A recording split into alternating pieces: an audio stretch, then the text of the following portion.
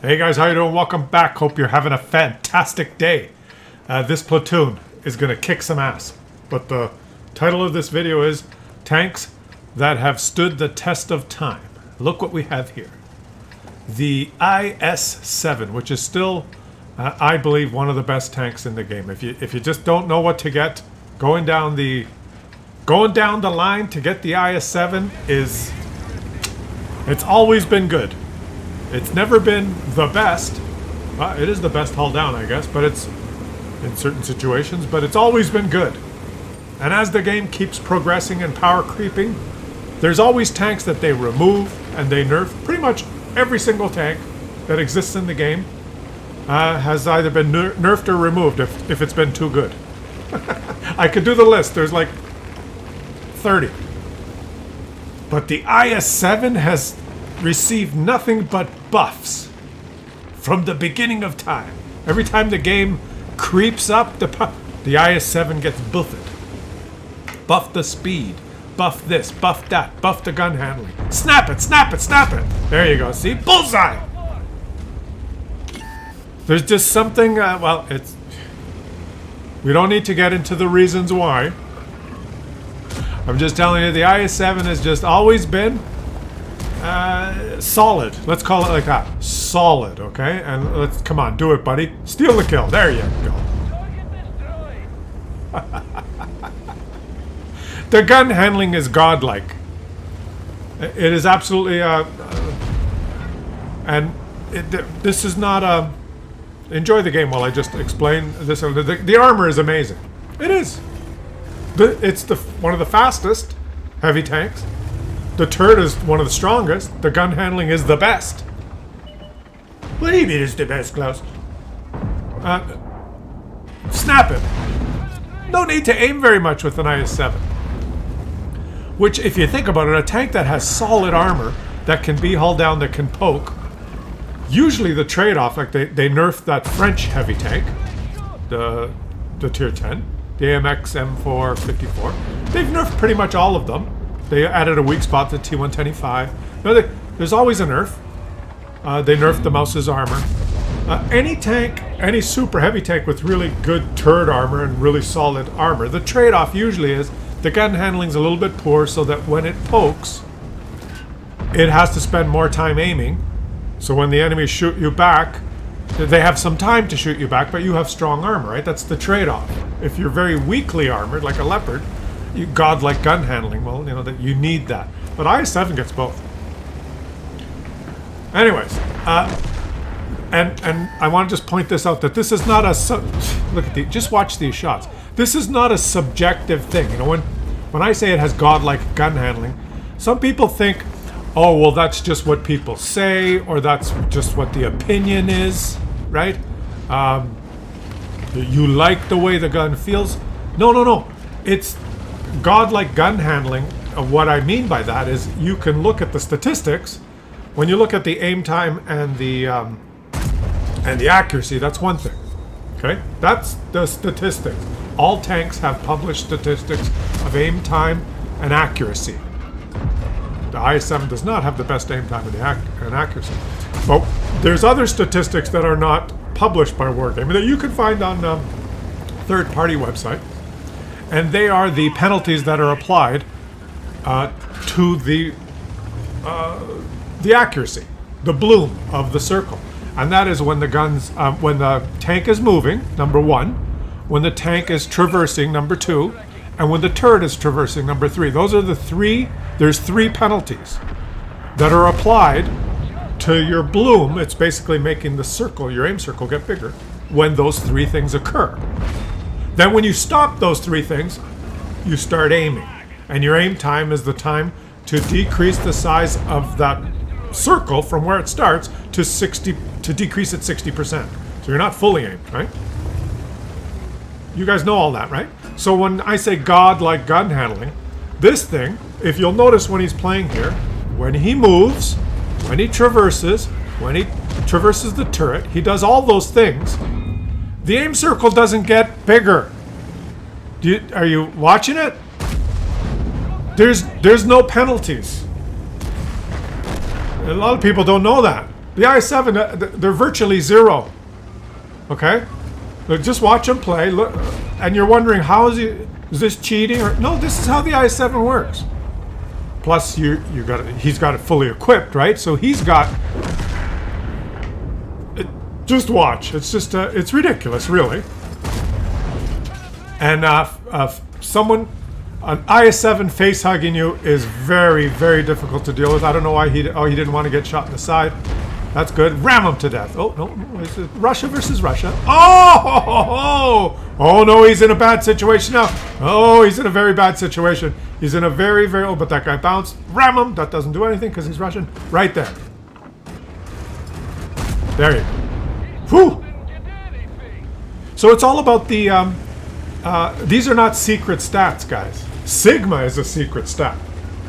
This also has like a virtually perfect Dirac function sigma. Do you know what that means? Like, it's not a bell curve, it's like this. Most of the shots go bullseye. Very few deviate from bullseye. But these are not secret stats. These are the penalties that are applied to the gun handling. And tanks that you describe as having fantastic gun handling, those penalties are very low. Tanks that have very poor gun handling, those penalties are very high. And on the tanks that have poor gun handling, you need to have vert stabs, improved rotation. Those two equipment slots or pieces of equipment decrease those penalties. Vert stabs decreases the gun bloom 20% while the turret's moving. Improved rotation decreases that penalty. I can't remember the number, 15% or something, when the tank is traversing. Vents decreases it a little bit. Snapshot, smooth ride decreases them, right? You need that. Food. Those things you get after you got your tank fully equipped, or field modifications, all that stuff, right? But on a tank that starts with virtually no penalties, the gun handling is awesome, like an IS-7, you can afford to, in an equipment slot, run turbocharger. It already goes 70 kilometers an hour. It's a freaking heavy tank. You can run turbocharger. Like, look at this. Look at those shots. How far was that guy?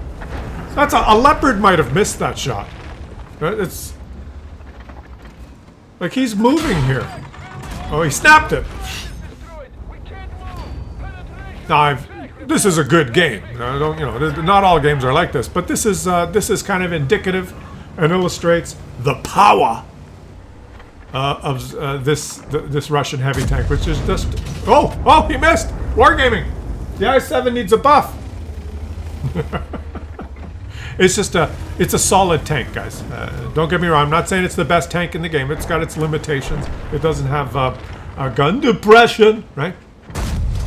Now he's aiming for 25 seconds and missing. That's how this game works, right? Now he's like refuting everything I've said. Like he's completely aiming.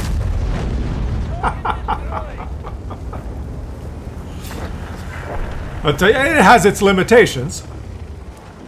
But boy, it's a solid, solid heavy tank. I would say, guys, that the IS-7 is one of those tanks that has endured the power creep and has remained solid throughout the history of World of Tanks. It's never been bad.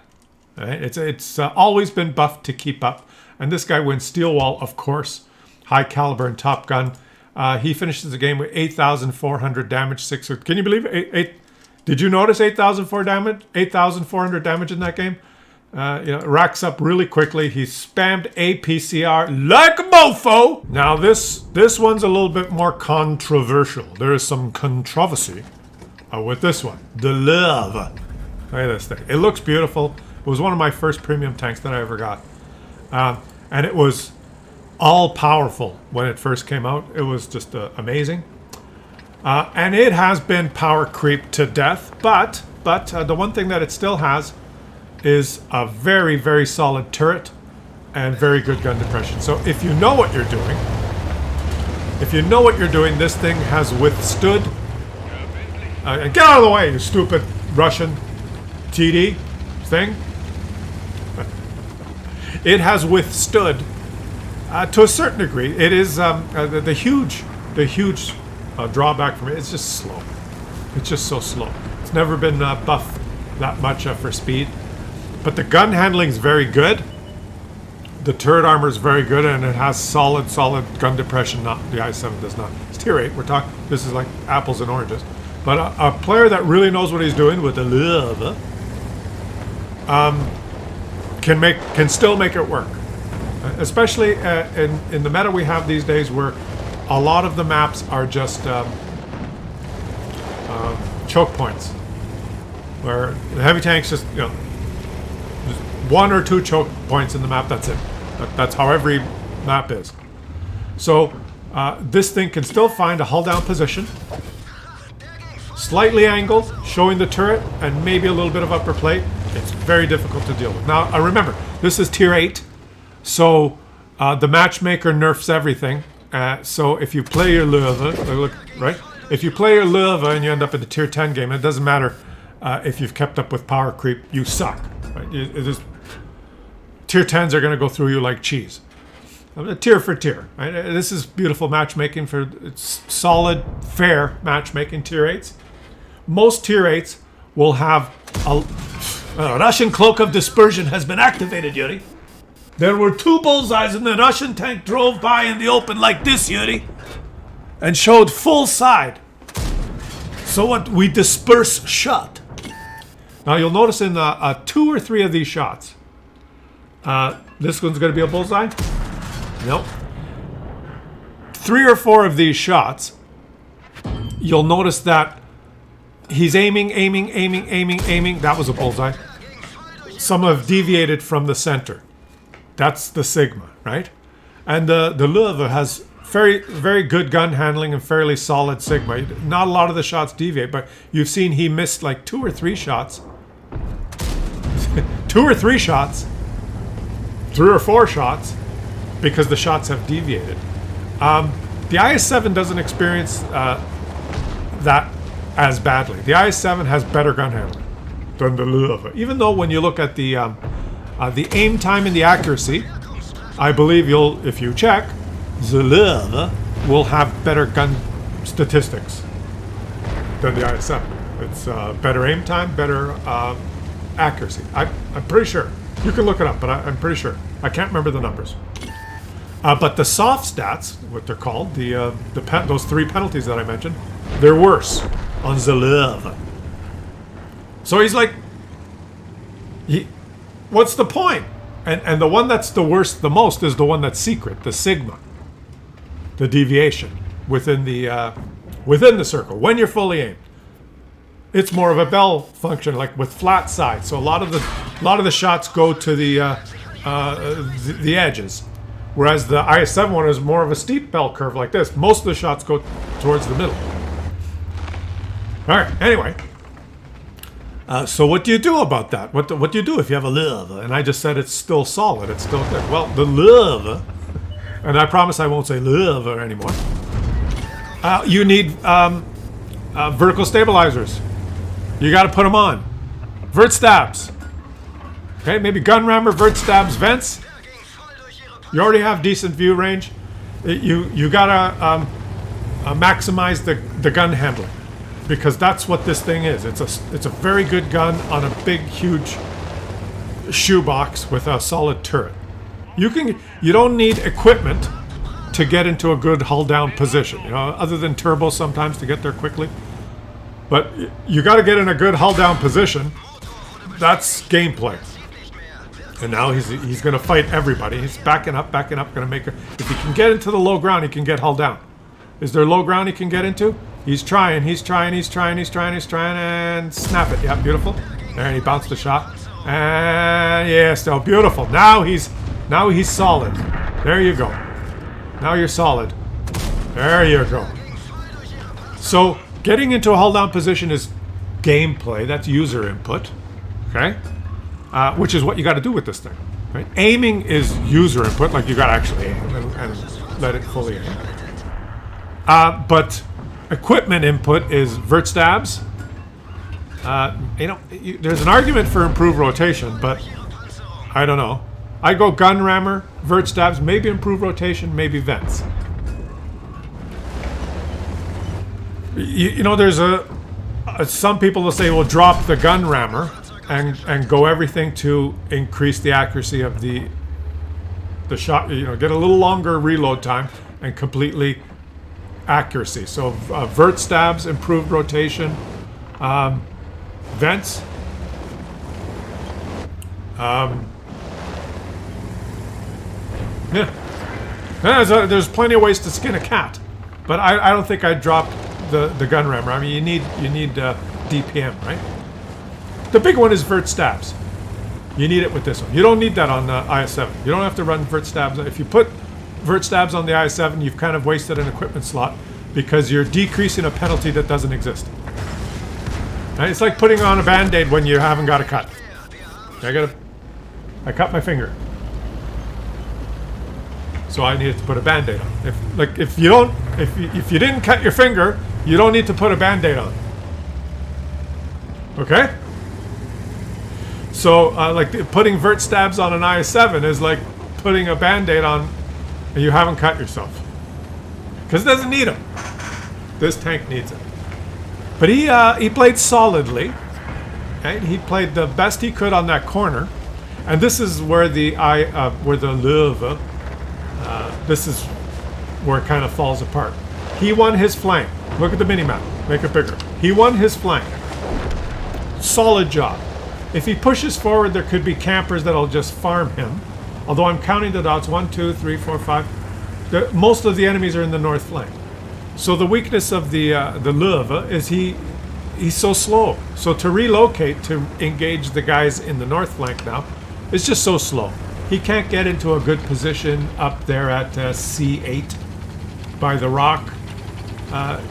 He's going to be here. By the time those enemies come around the corner, this is where he is. Right? IS-7, boom, with the turbo, it just zooms down there and cuts them off at the pass, right? The Lowe, you ain't going anywhere very fast. But, and this guy knows this. Let me pause it right here because this is important now. Okay, this guy knows the weakness of his tank. He knows it's slow, so he doesn't just keep lumbering forward now. If an inexperienced player in the Lowe goes, I gotta go fight those guys, he starts lumbering forward now. So slow in the open ground. He's driving across the open ground. He gets shot 4 or 5 times in the side. He's dead. He says, oh, I hate the Lowe. This guy understands the limitations of his tank. Even if his team starts pinging, hey, come and help. He's not going to do it. He's going to stay here. Why? Because right here, he's invincible. Okay, he's hull down. These guys are aiming at him. There's nothing they can do. This is the strength of the Lowe. That you can aim all you want. You're not going to pen the Lowe. See? He's hull down. And he's got a solid turret. They can shoot all they want now. So, user input. Right? I'm driving a Lowe. I'm a big fat shoebox that everyone, you can pen every square inch of me except that little circle in front of my gun, behind my turret. That's all that's solid. So, he stopped here, and he's going to use his accuracy. He's going to use his accuracy, and he's playing to his strengths. IS-7 could have probably made it to that corner over there, and stopped those guys from coming around the rock. The IS-7 could have played that corner, maybe, right? IS-7 might have had trouble here being hulled down because it doesn't have the gun depression. Anyway, so you say tomato, I say tomato. You say potato, I say potato. You say world of tanks, I say pile of shit. Okay, so here we go. It's 11-11. He's got a platoon mate that's in a bush. He's pushed in a bush. Oh! We hit the side of Russian turret, Yuri. What do? We make it bounce. Obviously. Oh, see? He poked up a little bit too high. He was no longer hull down. He got a little greedy. He went after the ELC. He didn't, he lost his train of thought. Boom. That's what happened. Now he's hull down and they bounced. This is just perfect textbook example. Did you see that? He pulled up just a little bit too much, and showed his lower plate, and that's it. That's all it takes, and he's dead. Beautiful. Very well played. Now, I would say that in this position, even tier 9s and 10s would have tier 10s premium ammo straight through the turret and the gun mantlet, but they would have trouble. Regular ammo or aiming not precise, he would bounce quite a bit in that position, even in a tier 9 and 10 game. So, snap it! See when he's not hull down? It's just he could die here.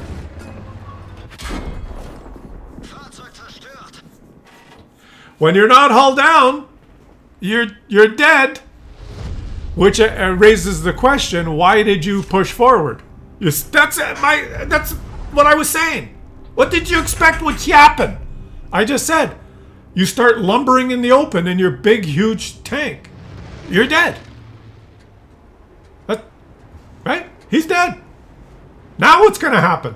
Oh my God, it's up to his teammate. It's up to his platoon mate. Ooh, this is exciting. But this, I've just explained it, right? Remember, I watch these games live with you. I don't know what's going to happen. And I told you, if he starts lumbering forward in the open, he's dead. And he killed almost everyone. There was only one enemy tank left. He lumbered in the open. He died. The one Indian Panzer killed him. His teammate did not shoot the Indian Panzer while he got farmed. I would be very upset at your teammate in the bat chat, who had he could have shot him 4 times because he was exposed. So let's see what happens here. Anyways, what do you think of my diatribe there, guys? 2 tanks that I think are still solid. The IS-7, much more solid. And a little bit of info on how to approach playing both. Leave some comments in the comment section. Subscribe to the channel. Help the channel keep growing. I really appreciate you guys subscribing to keep the channel in YouTube's radar so the videos get recommended. But let's just see what his teammate does here. Fine lyrics. Why don't you switch perspective to your teammate? This guy ended up doing 6,167 damage.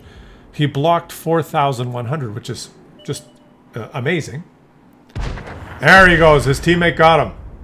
Victory! So he aces the tank.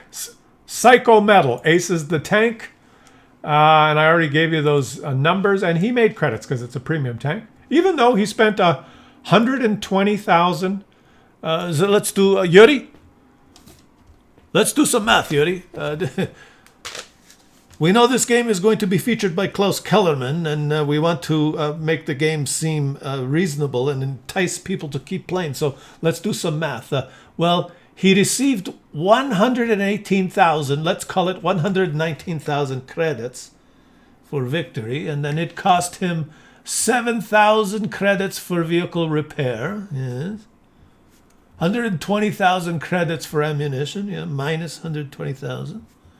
Minus 20,000 for consumables, yes. Okay, we add those up. That's approximately minus 150,000, Yuri. So 118,000 minus 150,000 equals, carry the 3, plus 49,000. That's right, Yuri. Yes, he made credits.